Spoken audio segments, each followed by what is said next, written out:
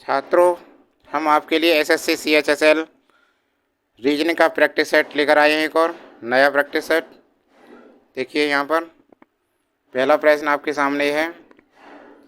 3 कथनों के बाद 4 निष्कर्ष फर्स्ट, सेकंड, थर्ड और फोर्थ दिए गए हैं। यह मानते हुए कि कथन सत्य है, भले ही ये सामान्य रूप से ज्ञात तथ्यों से अलग हो, भले ही ये सामान्य रूप से ज्ञात तथ्यों से अलग हो, निर्धारित करें कि कौन से निष्कर्ष कथनों का तार्किक रूप से अनुसरण करते हैं। देखिए, आप यदि हमारे चैनल पर नए हैं और चैनल को अभी तक सब्सक्राइब नहीं किया है तो चैनल को सब्सक्राइब कर लें, जिससे ऐसी अन्य वीडियो भी देख सकें, सभी वीडियो आपके लिए। तो देखो, सबसे पहले इसमें दे रखा है कथन। कथन क्या है? सभी बिल्लियां पक्षी हैं। सभी बिल्लियां पक्षी हैं।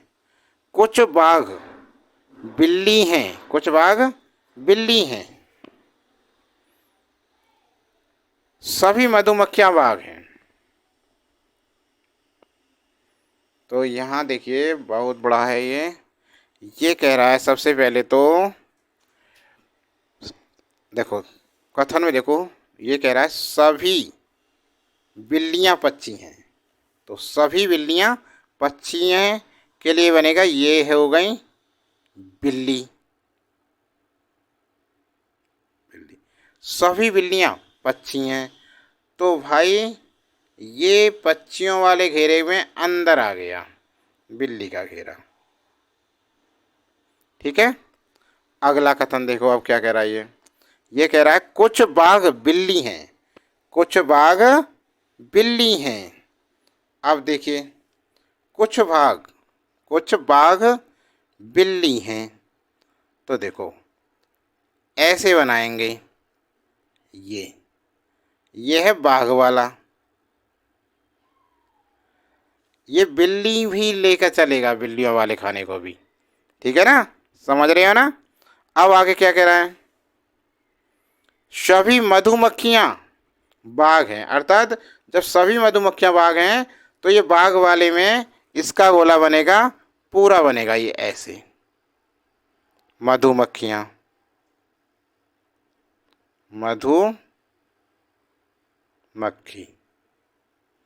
मधुमक्खी बन गया जी।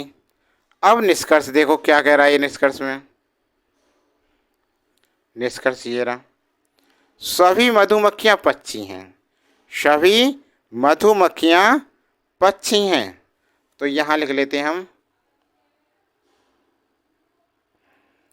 निष्कर्ष फर्स्ट, सेकंड और थर्ड, फोर्थ।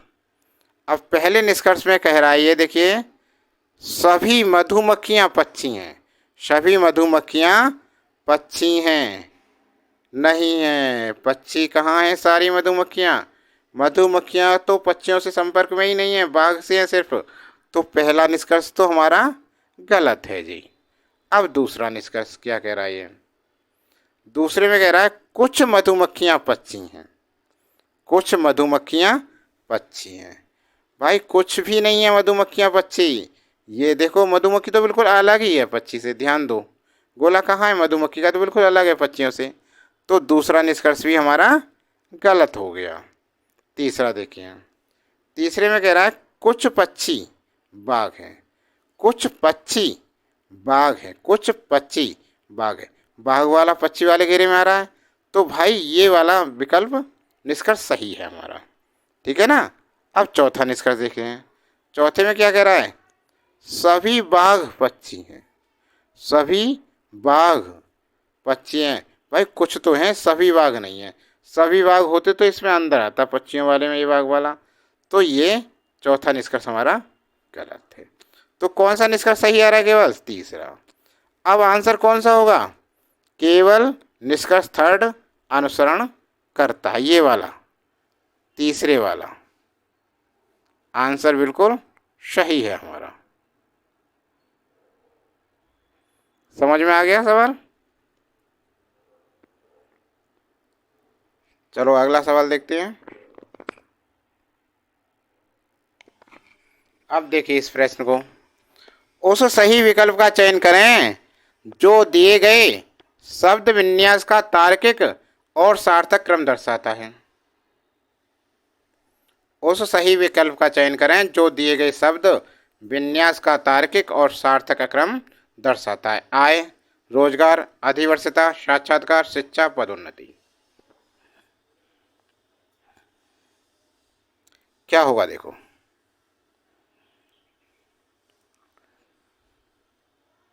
शब्दों में सार्थक क्रम। सबसे पहले तो हम क्या करेंगे, शिक्षा लेंगे, ग्रहण करेंगे। इसमें 5वां नंबर वाला आएगा शिक्षा, और शिक्षा मिल जाए तो कहीं साक्षात्कार के लिए जाएंगे, तो भाई ये हो गया 4 वाला नंबर। और कहीं साक्षात्कार में नंबर आ जाएगा तो क्या होगा, नौकरी लगेगी, और नौकरी से क्या होगा, आय बढ़ेगी हमारी। नहीं, नौकरी, ये रहा, रोजगार मिलेगा, 2 वाला। साक्षात्कार के बाद नौकरी लग जाए तो वो क्या हो गया, रोजगार। जब रोजगार मिल जाएगा तो आय मिलेगी हमें, आय आएगी, पेमेंट आएगा ना, वेतन आएगा। अब भाई आय होगी, उसके बाद कुछ अच्छा काम करेंगे तो पदोन्नति भी होगी।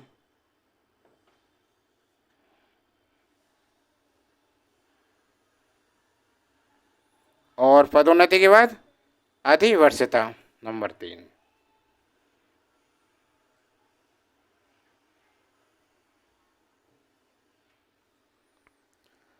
तो भाई नंबर क्रम आ गया ये, ध्यान देखो, 5 4 2 1 6 3। देखो विकल्प में कौन सा सही आ रहा है ये, तो ये चौथे वाला सही आ रहा है। देखो चौथा आंसर सही है दूसरे प्रश्न का। 5 4 2 1 6 3, शिक्षा, साक्षात्कार, रोजगार, आय, पदोन्नति, अधिवर्षता। समझ में आ गया ना सवाल। अगला प्रश्न देखते हैं। सुनीता ने 260 प्रश्नों वाली परीक्षा दी और पहले 130 प्रश्नों में से 40 प्रतिशत प्रश्नों का सही उत्तर दिया। पूरी परीक्षा में 60% अंक पाने के लिए उसे शेष 130 प्रश्नों में से कितने प्रतिशत प्रश्नों का सही उत्तर देना होगा? 80%, 70%, 84% और 75%। जल्दी करो इस सवाल को।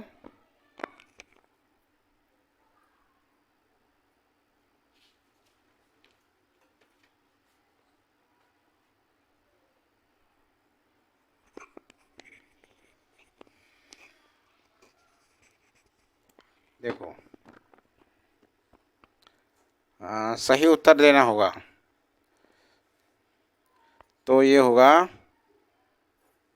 सही उत्तर वाले प्रश्नों की संख्या होगी बराबर 130 गुणा 40 प्रश्नों का सही उत्तर दिया। 40% है ये, तो 40/100। शेष 130 प्रश्नों में कितने प्रतिशत सही हैं?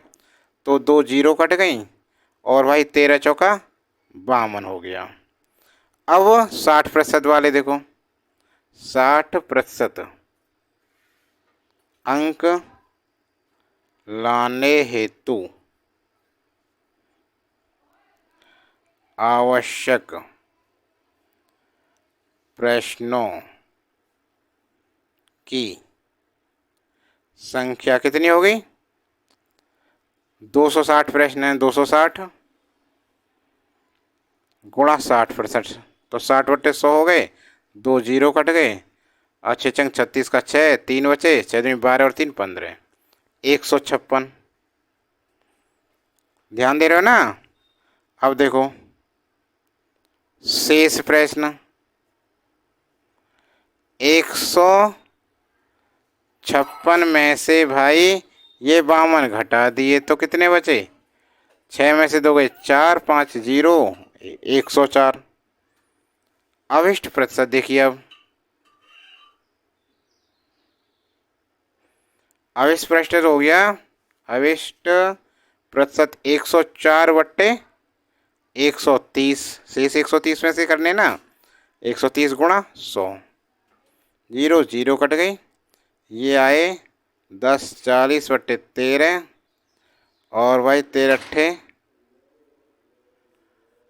24, 104, 8 थी 24, 8 1 8 9 10 4 8 और एक 0, 80% आंसर।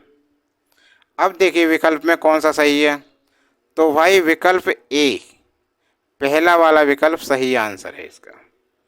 समझ में आ गया? इसके शॉट लेना चाहो तो ले लो।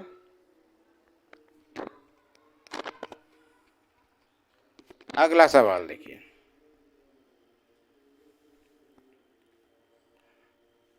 उस समुच्चय का चयन करें जिसमें संख्या ठीक उसी प्रकार संबंधित है जिस प्रकार निम्न समुच्चय की संख्या संबंधित है। दो चयनों, इसी प्रकार ये देखो,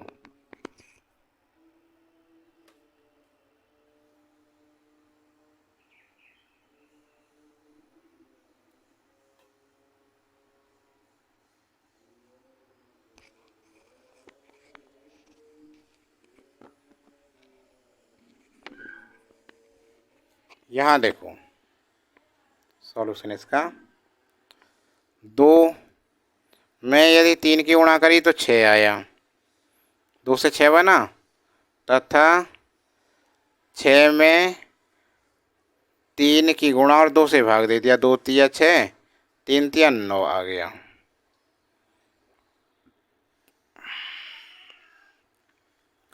अब सभी विकल्पों को करके देखते हैं। जैसे पहले इस विकल्प को करके देखते हैं, 4 बार 18, 4 बार 18 को देखो, यदि हम 4 में 3 से गुणा करें तो 4 × 3 = 12 आ गया, ये वाला सही है ना। अब क्या करें हम, 12 में 3 बट्टे 2 से गुणा करें तो 2 × 6 = 12, 6 × 3 = 18 आ गया 18 भाई। तो यही आंसर सही है, चौथा हमारा जो दे रखा है बिल्कुल सटीक आंसर है। समझ में आ गया ना।